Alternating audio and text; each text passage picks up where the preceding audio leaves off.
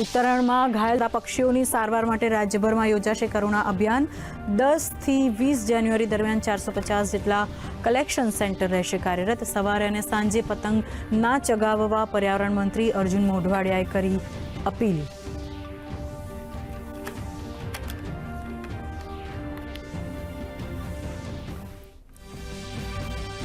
રાજકોટમાં 11 અને 12 જાન્યુઆરીએ યોજાશે સૌરાષ્ટ્ર કચ્છનો વાઇબ્રન્ટ ગુજરાત રિજનલ કોન્ફરન્સ। 2003થી શરૂ થયેલા વાઇબ્રન્ટ ગુજરાત કાર્યક્રમથી સૌરાષ્ટ્રના ઉદ્યોગોનો થયો વિકાસ। હવે રિજનલ કોન્ફરન્સથી ઔદ્યોગિક વિકાસને મળશે ગતિ।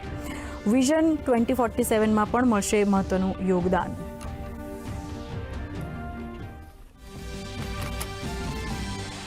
ગૃહમંત્રી અમિત શાહે કરાવ્યો નેશનલ આઈઈડી ડેટા મેનેજમેન્ટ સિસ્ટમનો શુભારંભ। NIDMS પ્લેટફોર્મથી દેશની આંતરિક સુરક્ષાને મળશે વધુ મજબૂતી।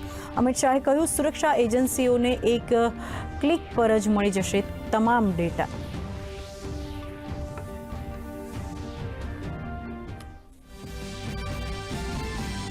પશ્ચિમ બંગાળમાં આઈપેક ઉપર થયેલી ઈડીની રેડ બાદ રાજકારણ તેજ। ઈડી સહિતના ઘણા પક્ષકારોની અરજી પર હાઈકોર્ટમાં આજે સુનાવણી।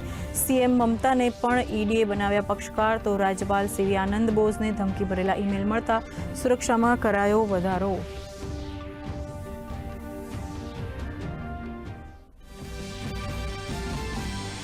નોકરીના બદલામાં જમીન લેવાના કેસમાં લાલુ યાદવ અને તેમના પરિવારને ઝટકો।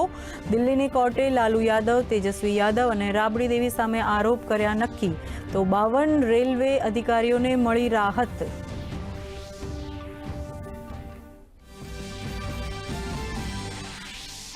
ઈરાનમાં થઈ રહેલા વિરોધ પ્રદર્શન મામલે અમેરિકી રાષ્ટ્રપતિ ડોનાલ્ડ ટ્રમ્પની ધમકી। પ્રદર્શનકારીઓ સામે બળ પ્રયોગ ના કરવા ટ્રમ્પે ઈરાનને આપી ચેતવણી તો ટ્રમ્પની ધમકી બાદ ઈરાને પોતાની એર સ્પેસ કરી બંધ।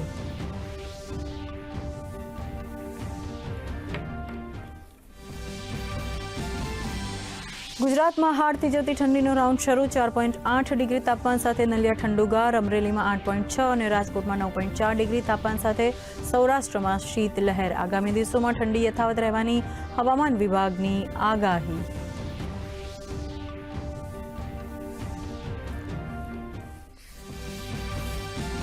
કારોબારી સપ્તાહના અંતિમ દિવસે શેર માર્કેટમાં કડાકો। સેન્સેક્સ 465 પોઈન્ટ ઘટતા 84,000ની સપાટી ગુમાવી। નિફ્ટી પણ 140 પોઈન્ટ તૂટ્યો તો ચાંદીના ભાવમાં 5,000 રૂપિયાનો વધારો।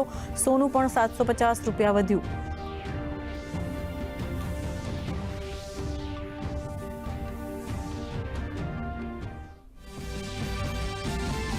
અને સ્ટાર શટલર પીવી સિંધુએ મલેશિયા ઓપનની સેમીફાઇનલમાં મેળવ્યું સ્થાન। પ્રથમ સેટમાં હાર્યા બાદ ઇજાગ્રસ્ત થવાથી રિટાયર્ડ થઈ યકાને યામાગુચી। છેલ્લા 13 મહિનામાં પ્રથમ વખત કોઈ ટુર્નામેન્ટની સેમીફાઇનલમાં પહોંચી છે સિંધુ।